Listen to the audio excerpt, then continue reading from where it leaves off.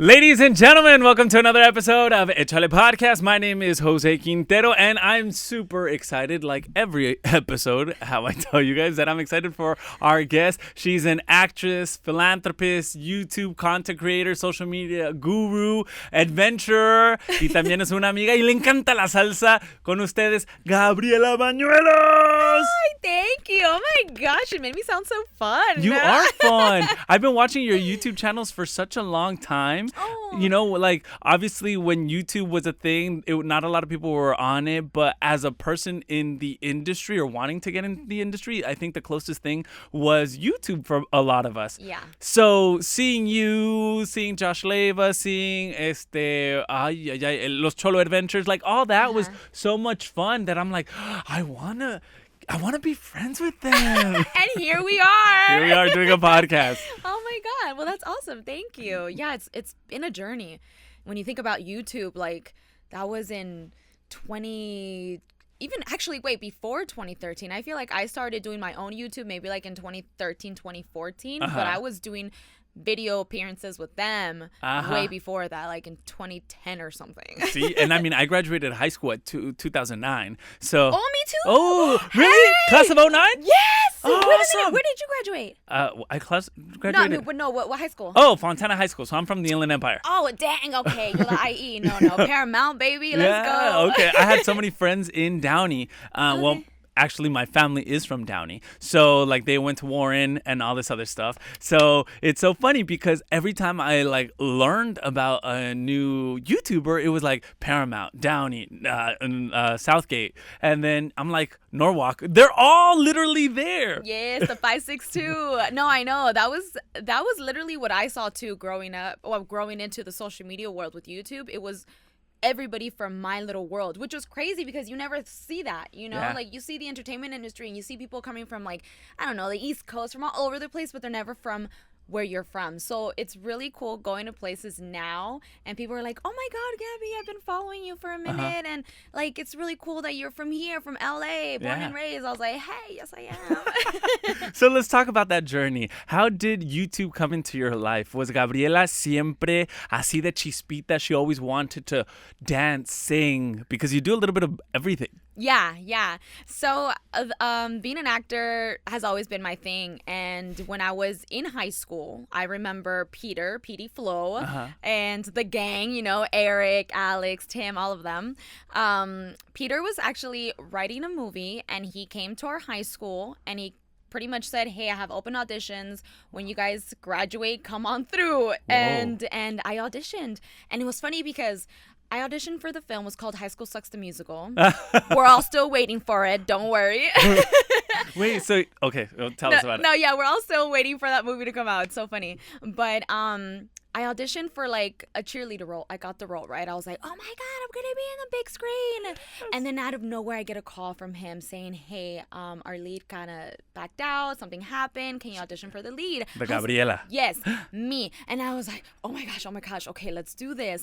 I book the lead for his like musical, right? And I'm freaking out thinking this is my big break. We're going to make it, Mom. I did it, you know? This is around the same time. Sorry to cut you off. No, it's good. But like you're talking about High School Musical remake where Darren Criss was doing Harry Potter, the remake, and that's how Darren Criss got his big break because it was posted on YouTube, very bad quality, and then he was scouted into Glee.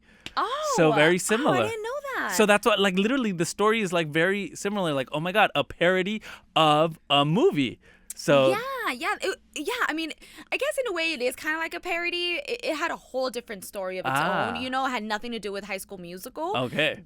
But I wish you guys could see it. We had a few screenings. They were like private screenings, so some fans did get to see it. But we're still waiting for the day comes out because it's so good. It's such a good movie.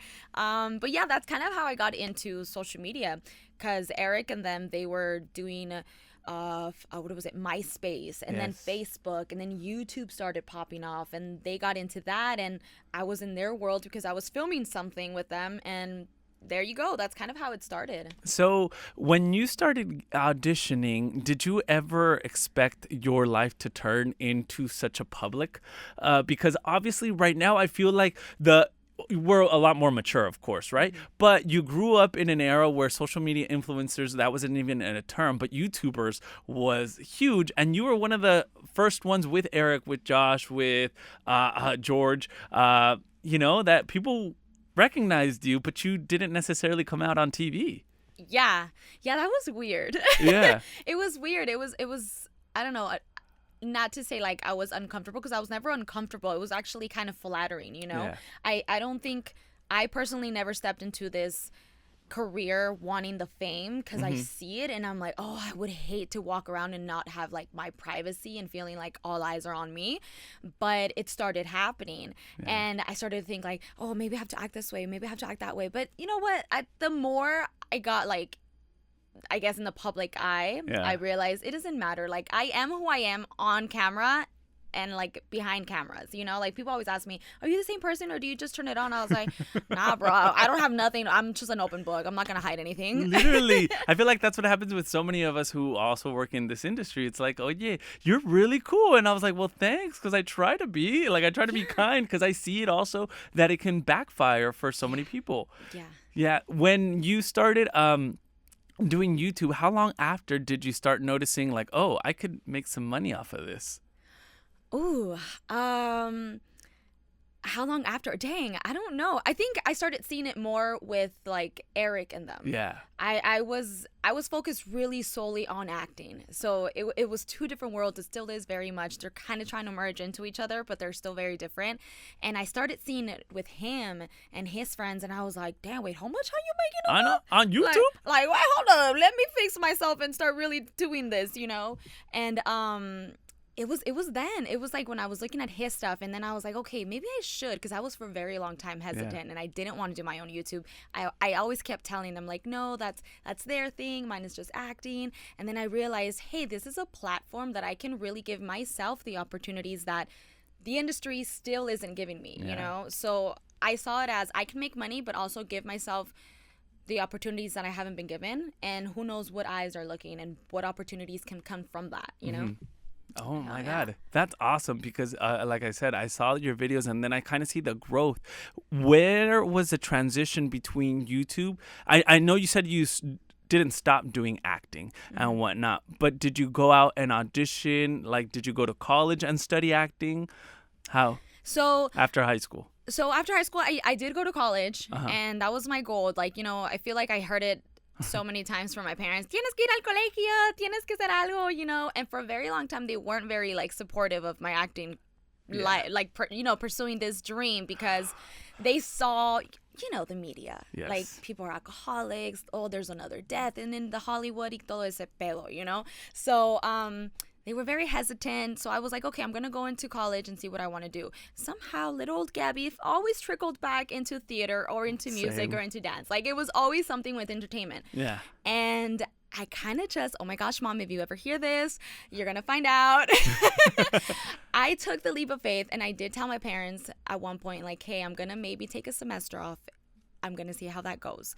And they didn't know I took an entire year off. I just kept pretending that I was going to school. Oh my God. I can't believe I'm saying this right now. I kept pretending I was going to school, and I just told myself, if it doesn't work out, I'm going to go back to school. But I took a leap of faith, and I started auditioning. I started booking things, and I'm like, okay, I feel like God is telling me to just keep going. Like, my path is going to be untraditional, it's not going to be what other people took. That's okay. I saw my siblings do college. That was their thing. Mine wasn't. I took a leap of faith, and I said, I'm going to go for it. And I've never looked back. I didn't finish school. I went for like 3 years, but I did go into classes for like acting in the LA studios, and I still do. I still take classes here and there. I feel like it's always an ongoing journey. You're continuously learning. Whether you're on set or in class, you're always learning, and you never kind of stop. So, what school did you go to? I went to Long Beach City College. Oh, okay. Yeah. LBCC? LBCC, yeah. That's awesome. When it had the bunnies, they were so cute. No, but it's so interesting. I can see myself in your story, just because I grew up watching novelas, and I grew up watching El Gordo y la Flaca, and I was like, I want to do what they do, because they look like me, and I feel like I could act and whatnot. So I remember I went into school studying like medicine and then chemistry because they wanted me to be a doctor and whatnot. Right. But I was taking theater classes off to the side. And one day I just like broke down with my dad and I told him first because not my mom because I was afraid of her. Oh, and I was all like, mine is opposite. yeah, right. And I was all like, I think I'm gonna follow my dreams and I'm gonna major in theater. And he's all like, well, haz lo que te haga feliz, etc., etc. And then the obstacle having my mom to tell her, but then she had like this whole family reunion as to why I shouldn't do it. Long story short, I ended up majoring in marketing, but I minored in theater just because I was like, okay, I guess marketing is something that I can learn how to do. How do I market myself as an actor or in the entertainment industry? It's a whole business. It is. At the end of the day, it is a whole business. I'm glad that you followed your dreams. What was your first booking? My first big booking where I was like, oh my God, again, my big break. It was Disney. I could not believe, and it was for a show that I loved, and I was actually like a fan watching it. It was Good Luck Charlie. Oh, yes. Yes, and till this day, people will like comment, oh my God, I saw the episode of Good Luck Charlie. Oh my God, oh my God. So it was cool because I was like a featured extra, which it was like literally camera time. You know, I was on there. It was like, you're the lead and I'm sitting next to her. I have no lines, but I'm just reacting to everything, right? So that was kind of like my biggest break, that. And then from there, they booked me for a few other like episodes for that. And then I did something else with, what was it called? Ally and... Also on Disney? Yeah, it was yes, Disney. Ally. I do remember something. Yeah, something with Ally, right? I did like a music video with them. And that's where I started getting some of my credits, and then here I am now, like auditioning still, you know. Yeah, how was that being in Disney? This was what, about 10 years ago? God, yeah, probably. About 10 years ago. Obviously, you hear the stories just recently with Nickelodeon and Dan Schneider and whatnot. But then, how was the culture within Disney at that time? It was probably completely different than Britney, Justin, which obviously some of them were scarred from that era. But how was it during that time when you were on Disney? Well, since I wasn't like super involved because I wasn't like, you know, a lead or anything, I personally felt very comfortable being on set. Yeah. I felt like as my role as that like feature extra, they had us in a certain area and then you had the leads in a certain area. You don't really interact when you're like an extra, technically. You're not supposed to be interacting with like the leads. But they were very friendly. When we were on set with them, they were really sweet. It seemed like everybody had a really good relationship with each other, whether it was crew or castmates themselves. So I didn't feel anything. But again, I don't know what happens behind the scenes. If I was probably casted for like a lead, I would have known more. But yeah, and I think you were also older at that time, where you uh-huh. were a lot more conscious of like, okay, this I don't like, this feels a little off. Yeah. And I never felt that. I never felt that at all on set. I didn't feel like they were treating me as some kind of way. It was also really cool being like, I think I was like maybe the only Hispanic Latina in there. I think it was me and one more other girl that got casted in it that were like the only ones from what I can tell. Obviously, you know, there's Latinos that are güeritos y uno no sabe, ¿verdad? But it seemed like we were the only ones, and I was like, dang, like I'm really here with all these people, and I'm like one of the only brown girls here. That is awesome. Know? Kudos to you. Yeah. How do you feel though? Do you think that we've made strides, or we still have a huge gap to fill for Latinos in, well, representation on, I guess I want to say general market? So many people have said, like, if you don't see yourself on TV, change the channel, because there's always like Univision, which is great. Unfortunately, those shows are either filmed in Mexico or in Miami. Something locally would be probably like Disney, Nickelodeon, Paramount Studios that's here in LA. But that's where we probably need a little bit more of representation. Yeah, I feel like we're making something happen. I feel like our voice is starting to be heard a lot more, but I don't see much of a difference still. Yeah. I feel like when they want to have representation, they just book the same people. That's how I feel. I hope you're listening, Hollywood. Because it feels like it's always the same people. And I get it. Like, mad respect for the ones that have already made it through. You are the reason why we are still pushing, you know, and you guys have opened doors for us. But I feel like it's still in a place where they don't want to give too many opportunities to the people that are trying, to the new faces, to people that don't have, you know, an image in Hollywood or in social media, you know. I see the fight and I'm hoping that it gets better, but it also comes down to our people supporting what we have out there, because we have had shows that have come out and represent, whether it's Mexican American culture, whether it's a Cuban American culture, whatever it is, but I feel like these shows get cut out of these streaming sites or these big networks because we aren't out there supporting. So it comes down with a lot of the support. And it's expensive to make a movie. Like, if you wanted to make one yourself, like, you know what? If I don't see myself, I'm going to produce one. But then you need, like, so much funding to even, like, do one day of shoot, So I can totally see how that can be frustrating. Has there ever been a role that you were so close to getting that you don't mind sharing, that you'd be like, oh, I was so close, probably? Like, a very big role, I don't think I was that close in getting it. I've had a certain like commercials where it was like me and one other person, and I'm like, no, why do they give it to her, And you never know. You really never know. It's crazy because it could have been, I don't know, a bad day for the producer, and no le caí bien ese día, or you never know. That's the thing about this. It can be very like dumb in the sense of they didn't like you because, I don't know, your hair just wasn't the look that they wanted, that for the shoot or whatever. So it's always heartbreaking. This is a hard industry, and I'm sure like, you get rejected so many times before you start getting those yeses that you just build this like wall, and you kind of like take those blows and you're like, okay, well, it is what it is. I mean, I still fall in those moments where I'm like depressed about it, like, why didn't I get it? And then I'm like, okay, whatever. I love that you brought that up, just because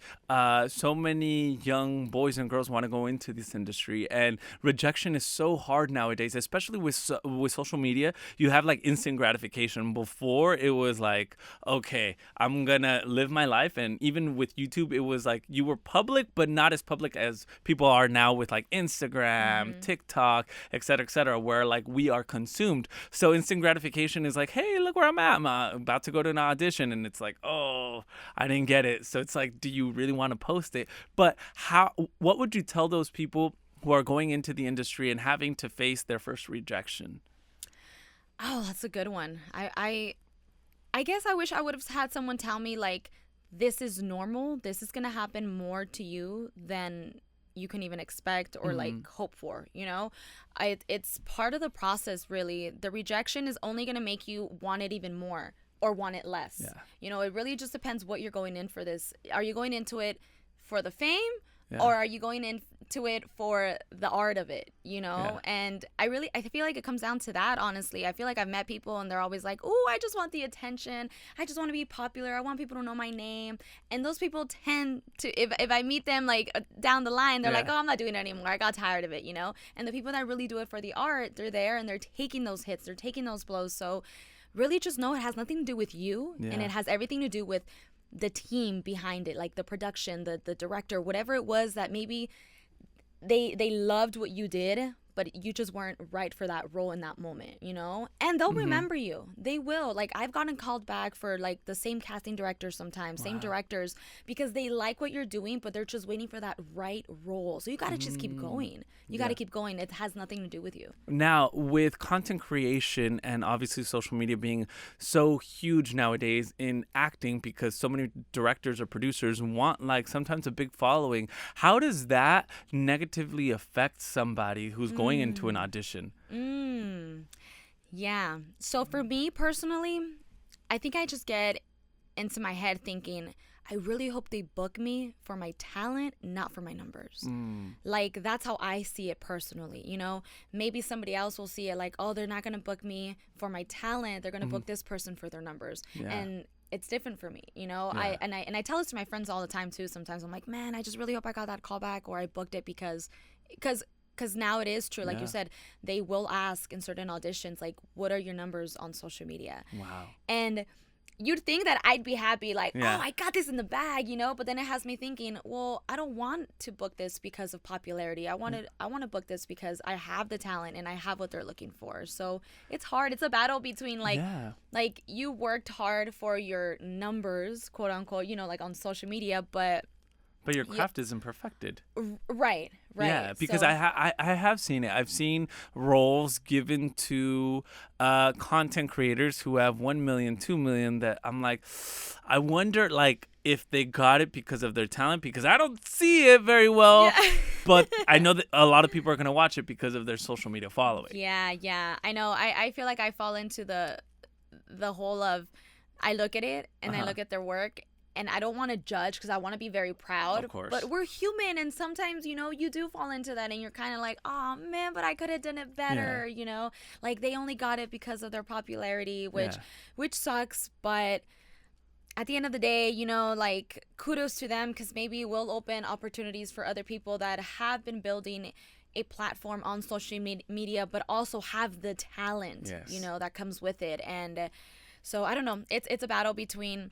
is it good or is it bad? It's just back and forth all the time. Is there a Latina actress, whether it be in the English market, Spanish market, that you look up to that you're just like, okay, her career is great and I want to model something similar? Because I feel like she's a really good example, role model, singing, acting, dancing, et cetera, et cetera. Yeah. Or just doesn't have to be Latina. It could be. Yeah. Oh my God, I know. There's not that many of us in there. I know. But you know who I do follow a lot? And oh my gosh, first of all, it was her beauty that just like captivated me. Arjona, Adri. Oh, Adri Arjona. Yeah. Yes. Oh, she's beautiful. She was on Transformers. She's been in a lot of things. And Ricardo Arjona's daughter. Yes. She is gorgeous. Yes. And I have been like following her stuff. And I genuinely think she's beautiful, but she's talented too. Like it's not just her beauty. It's not just the name that comes from her work as well. Because I feel like you see Arjona and they're like, oh, let's just cast her because she's Arjona. You know, but no, she actually has talent, and the way she carries herself in the industry, there's so much class, there's so much grace, and. Yeah, it's beautiful to see that. Like, I feel like she's not in the limelight in terrible news. There isn't bad news about her that I haven't heard anything. And it's so funny that you mentioned Adri Arjona, because the first people that come into my mind are like J-Lo, Asa. Asa is another one. Yeah, but then I think of right now that you said Adri, and I'm like, you're right. She is so she's been like, how do I say it? I don't want to say in the shadows, but she's come out of the shadows where she's like, I've been able to navigate this whole system without people putting like, oh my God, it's Arjona's daughter, it's Arjona's daughter, it's Arjona's daughter. No, it's like, oh, it's Adri. Her own person. Yes. Which is funny because when I heard of her, Arjona didn't click. No, me either. It didn't. It wasn't until I started doing my own research, like, oh, I'm stalking her. That's what tends to happen with your favorite actors. Yeah, and I was like, wait a minute, what? What full circle here? You're Arjona? Oh my God, now it clicks. But yeah, I love how she's put her own name into the industry. It doesn't come from her father, know? And yeah, I mean, she's beautiful. Check her out and a lot of her stuff. Like, she's done great work. Yeah. What was it like growing up? Were you always this spontaneous little girl dancing? Did you go into like dancing classes?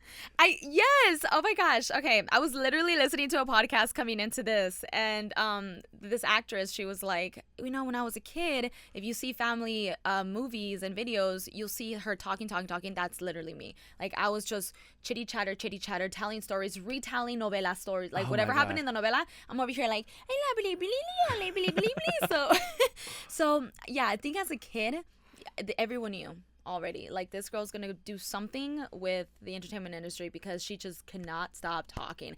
And I did dance for a little bit when I was younger, and I went into theater when I was in high school, and then from high school, that's when I really was like, okay, this is what I want to do, Mom and Dad. Like, I have to do this. This is where it's the only thing that I've ever felt like I've truly belonged, like you enter a space where you belong there and you feel at home. You have nerves all over, but like those are the good nerves. Those are the nerves you want to have.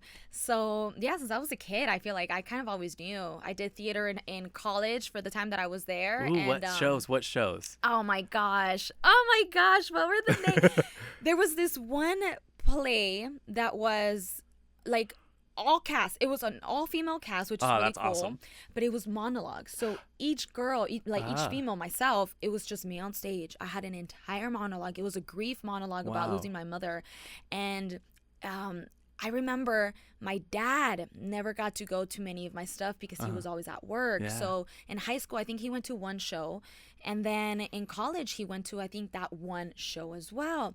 And my dad was the hardest to get his approval with this. He was the hardest. My mom was a little more supportive. She kind of always told my dad, like, let's take her to these classes. She, like, really wants it, you know? Yeah. But my dad was always more in denial with it. And it wasn't until later on in life, and he didn't even tell me then and there, okay? He didn't tell me after the play. After the play, he probably just said, oh, good work, good job. But it wasn't what he told me till later on in life. I don't know what we were talking about, but he was just, I was in the kitchen with him, I remember, and he kind of just tells me, you know, I knew that was your thing, that it was exactly where you were supposed to be after I saw that play in college. Yeah. In that with the marbles. He always called it the marbles because it was, I had to like play with marbles during this monologue. And to finally get my dad's approval, I went to my room. I didn't want to cry in front of him. I went to my room and I sobbed. And I was like, oh my gosh, I never felt like I needed that validation. But I finally got it, and I just like broke down. Until this day, I always tell myself on the moments that I'm trying to maybe tell myself that I belong somewhere else, that I should quit. And I remember like that moment of my dad. No, this is where you belong. Like, you have to keep going. That is beautiful that you have that memory of your dad, because that's another one thing that I wanted to talk to you, because there's definitely a before and after, Gabriela, your dad's passing. Yeah. You know, that, if you'd like to share a little bit more about it. Yeah, that was recent. I was in 2021, which, oh my God, now we're in 2024. It doesn't sound like it was that long ago, but it feels like. Yeah, 2021 was almost 3 years. Well, 3 years ago, right? It'll be 3 years in September. And it is beautiful to finally have that memory of feeling like, wow, my dad knew that I wanted to be there. And he like, he let me know that, you know, and it wasn't even during the time of when he got sick. It was way before that. But it's beautiful that I have that memory, because then I don't like live with this lingering feeling of, did he ever accept what I wanted to do with life? You know, like I knew way before it all happened, like my dad was proud and he was happy. And I'm gonna share one little memory too that I have. When my dad did pass, we had this lady come to the house and kind of just, you know, show her you know, her grief and all that. And she was lucky to catch all of us there, my siblings.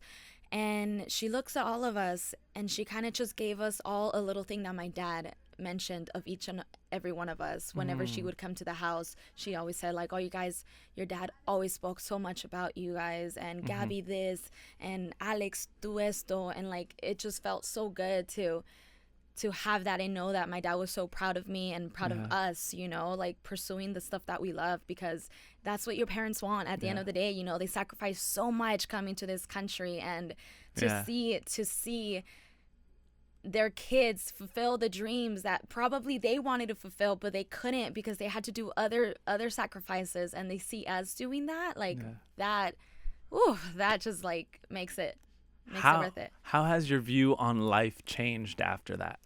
I honestly, I feel like I've always had this view in life, because my parents at a very young age, unfortunately, we've known death at a very young age, and they never hid that from us. We always went to funerals. We always went and we saw the bodies, you know. So like at a very young age, we were very aware of death and how short life could be. So I've always grown up with this idea of life is too short. I'm not going to just sit on my, can I guess? Yeah. Sit on my ass and just let life pass me by. You know, I have to go and do these little risks. And I think that's why I've always been such a risk taker. Whether I make it or if I fail, I'm going to keep doing things, because life is so damn short, man. And it makes you appreciate the people around you a lot more. It makes you really want to take the time out of your day to like spend with everyone. It makes me not think about, oh, I need to go buy the newest Gucci bag. Like, no, it's about time and people and memories, and where is your time being spent, you know? And I feel like I'm grateful for my parents. I know a lot of people now are very like hesitant to take their kids to funerals when they're young because it could be traumatizing.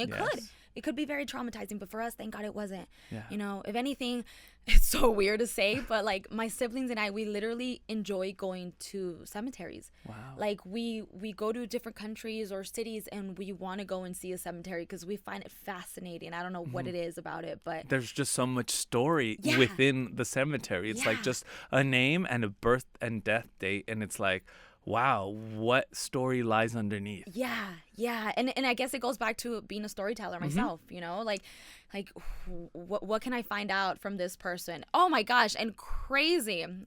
My dad actually is buried next to a woman that her family is from the same rancho that my dad is from. Okay, get this. Crazy how life works. And we're sitting there talking to the family. Well, my aunt was talking to the family because they came to go visit their difunto, right? And mi tia tells us this later. She's like, oh my God, did you guys know that so-and-so is from Zacatecas? Wow. From the same pueblo. And her mom knows your tia this, your tia that. Like they grew up with each other. I was like, what in the world is happening? They were probably neighbors growing up. Yes, they were friends with my tias. And I was like, oh my God, like literally look at God right now. Like putting my dad with almost like childhood friends, you know? And it's just so weird. Death is so beautiful and so weird at the same time, you know? It's so hard. Yeah. No, wow. Thank you so much for sharing that. In terms of like your energy, I see you so vibrant. I see you like always laughing, smiling. At every event that I go, like you're always giving people a smile. And I feel like that is how you should, you know, treat others. Like sometimes all you need is a smile to cheer somebody's day up, and just you smiling makes other people smile. But are there moments where you're not, where you're Yes. It's your therapy session, girl. Yes, honey, let's sit down and cry. No. Yes. Oh my God. I kid you not. This last year, like maybe like in March, April. Yeah, almost a year now. Yeah. It was hard. I hit like a really low point in my career. Things were just not going the way I wanted with social media, with acting. I was like, what is happening? What is God trying to tell me? Where am I supposed to go? You know? Yeah. So with this industry, it's up and down. You can be going full throttle. You can be hitting, you know, all these bookings, and then out of nowhere, there's a halt and you don't know why. It really makes you question everything, and it makes you question your worth. Like, are you supposed to be here? You know, are you good enough? So yeah, there's multiple moments where I can sit down and be depressed. My boyfriend gets the hits most of the time because I live with him. My friend, I have one of my best friends. She's also an actor, and we get on the phone and we're literally in the same page all the time. We're like, are you feeling this way? Yeah, I'm feeling this way too, girl. Was that feeling and that halt because of the strike? Yes. Yeah. The strike, and even a little bit before that, I think the economy has just been weird. So it's with advertising, you know, it's been very weird. Oh my gosh, yes. Who like, since we both do like social media advertisement or sometimes YouTube or on podcasts, and it's like, where are all the advertisers at? Come to me, please. Come spend your money, just not on Hispanic Heritage Month. Yes, exactly. throughout like, hello, honey. I don't know. I'm involved in other things too. Yeah. But no, this economy I think has really effed shit up. Like really, really bad. So for me personally, it put a halt in my bank. Like I wasn't making much as what I had made a few years, and it really hit me hard because I felt like every year I was growing financially, and I felt like, yes, finally all the sacrifices are falling into place, and I'm seeing the fruit of my labor, you know.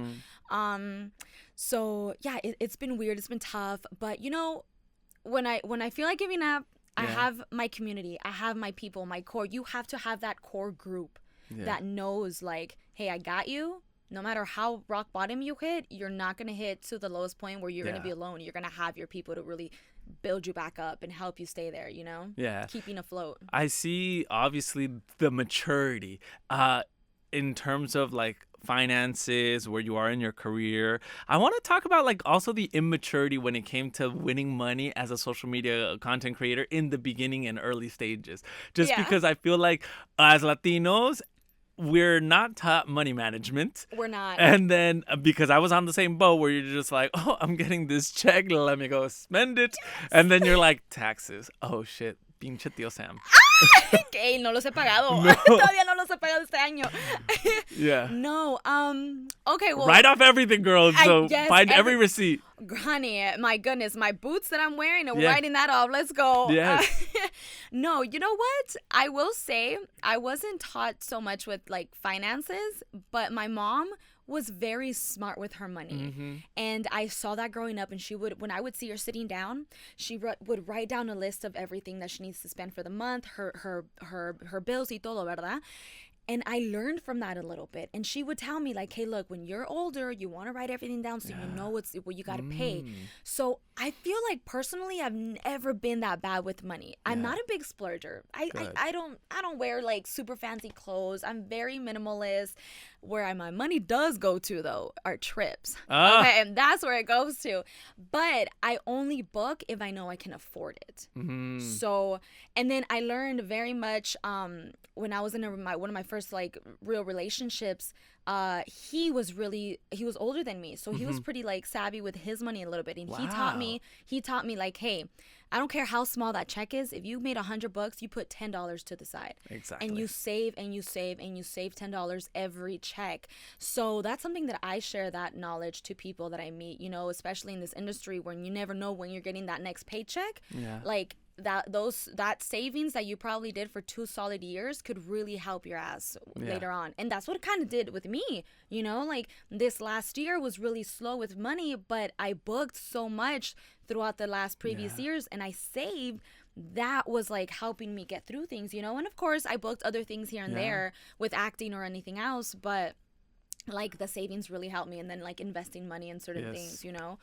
Invest. Yeah, but I wish our community was better with like having that financial knowledge. Yeah, because we really don't. If we would have started a lot earlier, we'd probably be doing our own movies. Yes, you know, we would. But we live and we learn. Exactly. We live and we learn. One of the things that I was going to ask is obviously talking about splurging and loving trips. Talk to me about this project that you got going on where you're inviting random strangers. It literally feels like a reality TV show, and I hope you're going to document it. I am. Okay, so first of all, I really hope it goes through. Okay, where did the idea come from? I've seen group travels, and I've always wanted to be a part of one and just meet strangers. I mean, I just love meeting people. I love exploring. Hostels. Yeah, you know. And so as a traveler myself, I was like, man, one day maybe I'll take the leap of faith and I'll do a group travel with my fans. Let's see, you know, it's probably going to be the worst experience of my life or the really coolest experience. Yeah. And I started doing my research, and I found this group travel that I can do, right? And I saw a lot of reviews, and it seems like it goes really well for people. So I took the leap of faith, and I was like, it's now or never. They reached out to me, actually, which was crazy. That's even better. Yes, because I kept pushing it off to the side, and I was like, it's not my thing. Like, I'm not going to sell, right? Yeah. So when they reached out to me, I kind of took that as a sign, like, okay, it's your time. Yes. Like, try it out, give it a shot, and see what happens. Are they giving a discount, or are they paying for the trip? Oh my God, I can't give too many details. Okay, don't say anything. I can't do too many details. But as of now, we're like in the beginning stages. People seem really interested. I got way more survey like answered questions than I expected. I saw 2 of the spots that I want to go to on there that were the top 3, which is Japan, Greece, and I forgot where the other one is. Costa Rica. Yes. Which, actually, I want to go to Costa Rica too. Yes, I know. I would go in a heartbeat to any of those countries. I could see you do a girls trip in Greece and do like a Mamma Mia adventure. Oh, that would be And the so only reason cute. I know the reference is because of my girlfriend. She loves Mamma Mia. I love that musical too. Oh my God, I love it. No, honestly, I see more females choosing Greece from the survey, and then more males Japan. Yes, that's lit for anime. And then it's a mix with Costa Rica. Yeah.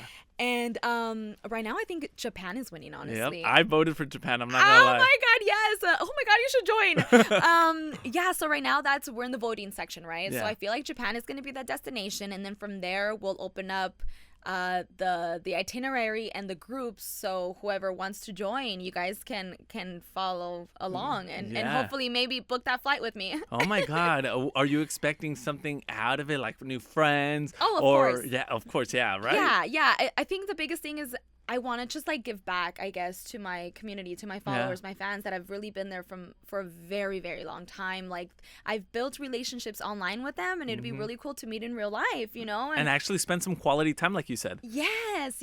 So that's my biggest thing. It's like, hey, the least I can do is like give my time to you the way you've given your time to me. What would you love to do in Japan? I'm going to ask for all three of them. Oh, in Japan? Maybe like take like a cooking class. Oh, sushi? Like sushi, or I saw like matcha making is one, and I love matcha. I think maybe like cooking, and then I've been wanting to do onsens, but you have to be naked. What's onsens? Onsens are like natural hot springs. Oh, you know they have the Wii Spa here in Koreatown? What? Is it in Koreatown or downtown Probably. LA? The Wii Spa, basically, I'm giving them like a free promo. But basically, it's a spa. It's a 24-hour spa. It's Korean based, I believe. And you can go in there, and there's obviously the male side and the female side.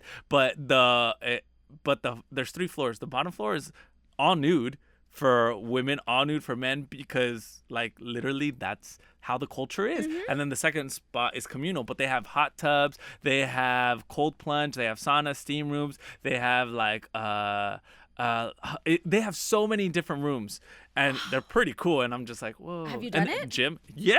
You did the naked one? Hell yeah. Oh my god! I have no shame, because I literally, at the first time that I did it, one, because I didn't want to pay for a hotel in LA, because I live in the Inland Empire, and I was like, where can I stay? So I started researching, and I'm like, it's $30, and oh my god, you can stay there all day. And you can stay there all day. Obviously, you pay for the food and whatnot. Right. But there's a gym, there's a shower, and it beats an Airbnb. It beats in a hotel. Like, it beats any of that. You just have to sleep like Koreans do, which is on a mat. Oh my god. Which is on the second floor, which is communal, and you're fully clothed on the second floor. Okay. So you're only naked in the male section or the female section, which is the bottom floor. Okay. But I was like, oh, I don't know. And I've always had this like notion of like, you know what? I should experience other cultures, not like how they are intended to be experienced to a certain extent in their country. And it's so cool that they brought that type of feeling in LA. So I said, you know what? I'm not going to pay for a hotel room. Let me just go in there. And I had a blast. At first, it was a little like, oh, don't look down, because I don't want them to think that I'm looking. But then you just kind of get used to it. Then you go into the sauna, the cold plunge, and then I see it more of a like, okay, this is hella relaxing. Yes. And they give massages. They give all that. For $30. Well, you pay extra for the massages and whatnot, but just to use the installations, it's $30. Dude, I'm booking it today. No, see, I think with the American culture, sexuality has been exposed in such a negative way. And you go to Europe, you go to Asia and other different countries, Nude beaches. It's nothing. Like, this is your body. Embrace it. Like, it is what it is. Like, it shouldn't be sexualized to the way America has sexualized it. You know. My biggest thing is, I'm not sure, and I feel like I read it somewhere. I think it is also women are on one side and men are on the other, but I'm not sure. So I'm kind of like, what if it's anyone? I'm not gonna be naked in front of my followers. I was like, no, honey, you ain't getting that show. Okay, this ain't OnlyFans for like all of that. You gotta pay for that some extra. Yes, you're gonna pay for that. So that's why I'm kind of like, I don't think I'll do it, but when I went to Japan with some friends, I was willing to do that, but they didn't want to do it. So I was like, okay, well, whatever. We won't do it. Lame. I know. No, but that's something I'm kind of eager to try out myself, that's awesome. You know, because, like, that's where you go to different cultures. Yeah. You want to dive into, you want to go in there and respect the culture, you know? Like, it might not be what you grew up with, but that's their home. This is the way they do things. So just go in with open mind and open heart and mad respect, you know. What about in Greece? Oh my god, in Greece, I honestly just want to like eat all the food and just tan. Okay. I just want to be on every beach and eat all the food I can. I would love to go to Athens and you know and go to the ruins, like Greek mythology. Like I just want to dive into that and feel like I just got taken back into time. And I feel like anytime I go into these historical like sites, I get the chills. I feel like I'm like feeling the ancestors like around me. So, ancestors. Was that Mulan, right? Yes. And so I just want to eat all the food. I love Mediterranean food. Ooh, okay. And go into like every beach I can, be in the water, swim, wherever, like go into caves and stuff. Like I would love to do that. Costa Rica. Costa Rica. Oh no, in Costa Rica quiero hacer todo. I mean, you're like in the jungle, Yes. you know? I love living that remote life. So I really hope whoever does go to these trips, they're gonna know that it's not gonna be these luxurious trips. I don't travel like that. Okay. Are you doing hostels? Because those are always fun. I'm telling you, I've been to hostels in Peru and Colombia, really? and you meet so many people. You know, I've never done that. Oh my God. I mean, I went with my best friend. I don't know how it is traveling as a woman, of course, but I've seen so many women travel solo or with their significant other or in groups, and it is the best time because you literally are just connected with people who love to travel, who love to explore, and after a long day, everybody tells you like what their travels are, and you can either book a room by yourself or you're sharing a room with like 2-3 other people. And it's also fun because you're just like, where are you guys going tomorrow? Well, we're going here. Oh, you know what? I should probably check that out. Yes, or they join you along. Yes, because I've met people that were in hostels, you know, in some of my trips, and I even got invited back to their hostels, and we drink, and I was like, wait a minute, it's 25 cents here? What do you mean the drink is 25 cents here? When I was in Colombia, I remember I was with with my best friend, and he's my fraternity brother, and we just saw like 2 guys speaking English, and we were kind of speaking English, so they came up to us and they're like, oh, where are you guys from? And then we're like, oh, from California. Oh, no way, are you guys brothers? And we're like, hee, yeah, but no, we're fraternity brothers. And they're like, oh, really? What fraternity? I'm in a fraternity too. Turns out, long story short, we were the same fraternity but from different schools, and we were like, what? No way. He just graduated years after, and we just hung out the next day in Colombia, like road tripped, and it was awesome. Oh my God. See, that's why I love to travel, man. I mean, you could do those things here in your own like state or city, but you really meet the most interesting people when you travel. And it's so fascinating. You come back with stories, and sometimes I forget the places I've been to, and when I sit down and I start looking and I go through my whole book, I'm like, whoa, I remember that person. Oh, I remember the experience I had with that person, you know? So yeah, it's I don't think we're staying in hostels. There's like there's a whole process. Yeah, there's like a process with this. And I mean, they're not the most fanciest hotels. So, like Costa Rica is probably going to be the roughest place to be at. But it's Costa Rica. But it's Costa Rica, bro. You're in a Pura jungle. vida. Pura vida. Exactly. I loved going to Costa Rica, honestly. One of my favorite countries that I've been to. So in Costa Rica, I just want to go out dancing. The food, the beaches, like everything there. You're a foodie. I love it. I'm a foodie, yes. And you do like a lot of cooking on your channel. And I love seeing that. When you travel with me, you're definitely going to have a food experience. There's no doubt about it. It's going to somehow food will land in there. So yeah, I'm excited. We're in the beginning stages, so I'm really hoping it all goes through and people don't chicken out, you know? But you'll go follow me on Instagram and you'll see the journey as it goes. Well, I want to backtrack just a little bit into this social media and acting space. Do you have an agent for both, or is it the same agent for one? So right now I have solely with acting. I have a manager and an agent for that.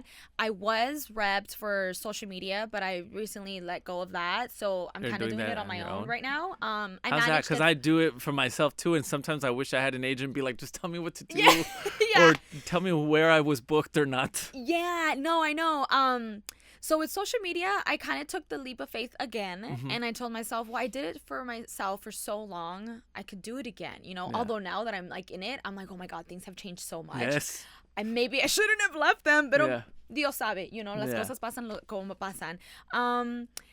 It's with acting, it's different because I don't know much of that like submitting process, you know, like that's all them. They know where they have to go and look for things. Obviously there's certain like websites that I'm on that'll like Actors Access, casting networks, Casting Frontier, you can self-submit. But when you have an agent and a manager, they go into like the harder things to submit for, like more of the network stuff, you know, things that are union, you know, like at the end of the day you want to be SAG, you want to be union, you know.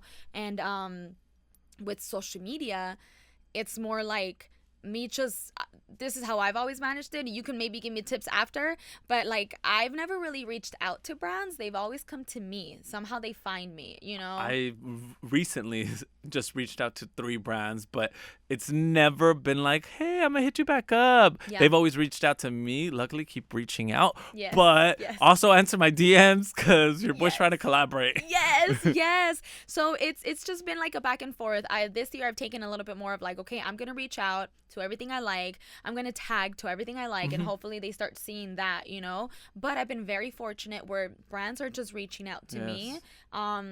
I always tell people, you know, just be true to yourself on social media and post what you love, and like these brands will see that, you know, and they'll see the honesty of that. If they want to work with you, they'll reach out. How do you feel, or how do you overcome? And because it happens to me a lot, where it's like there's been this change in algorithm where your likes or views are down, and you're just like, well, I know I have this reach, but sometimes the numbers aren't there, and that can become a downside to the client or the brand, where you're just like, oh, come on, like algorithm, be on my favorite, because sometimes your stories are up, sometimes they're way down, sometimes your likes are up, and it's like this number game that to me it's like investing. It can be stressing. Oh, hell yeah. Dude, I'm still navigating that. I'm still trying to figure that out.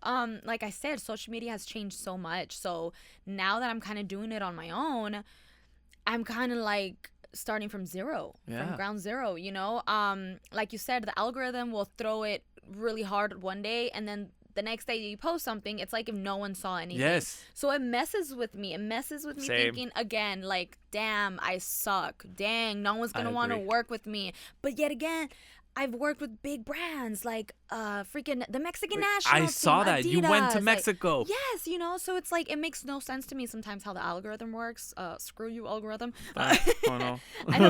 I don't know what's going on there, but again, I only hope that the work that I put out there shows, and that these brands see like, yo, she has what we want our brand to represent. Yeah. You know, so I have to get out of the number game sometime. I have to remember there's more than that, you know, even though it's a big numbers game. I just have to remind myself, hey, it's just a job. Yeah.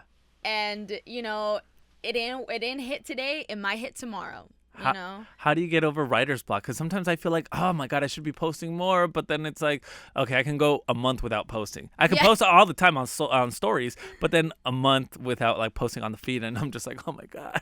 No, I know. Literally today I'm already thinking like, what am I going to post? What am I going to post? What I've been doing is the minute something happens throughout my day to day, I'm like, oh my God, that would be a brilliant video idea. I'll write it down. Oh, smart. And I'm just like, okay, eventually I'll get to it. Sometimes there's some things I have written down for years and I haven't done it. But I'm like, okay, let me write it down because this is a good, brilliant idea, you know? And that's kind of where my creativity comes from, my day-to-days. Something happens and I'm like, ahí está. That's the story of the day. That's the video of the day. But I have taken a step back from posting so much too, because it started getting really like depressing for me, because I wasn't seeing the numbers, you know, I wasn't seeing the growth. I see somebody that started maybe 2 years ago with like thousands and millions of followers, and I'm like, whoa, how the heck have I not reached that? And I've been doing this for way longer, you know? So I think taking a step back and only posting a few times out of the week and managing like, okay, today I'm only going to do stories, tomorrow I'm going to do a feed, and giving myself those breaks in between those days to just be like, today I have nothing to do with social media. Today I'm just focused with acting or just with my life, you know? Yeah. This podcast is called Echale Podcast. Echándole ganas a la vida, one episode at a time. How does Gabby echarle ganas a la vida? Qué pregunta tan profunda. Man, yo le echo ganas a la vida. I feel like con los riesgos que les doy. Yeah. You know, I'm just always just taking a risk and saying, ahí vamos. Si toca, toca, y si no, no. You know? Y ahí estoy echándole. Like, literally, my motivation to keep going are my parents and myself. Like, I don't want to disappoint myself. I've gone such a long and far like length in my career in this world of acting and social media that I feel like I'm gonna live a life of regret if I don't keep going, and I don't want to live a life of regret. So así le sigo echándole ganas. Amen to that. Gabby, where can people find you? Follow me on Instagram at @ohgabby. That's a 0H and then GABY.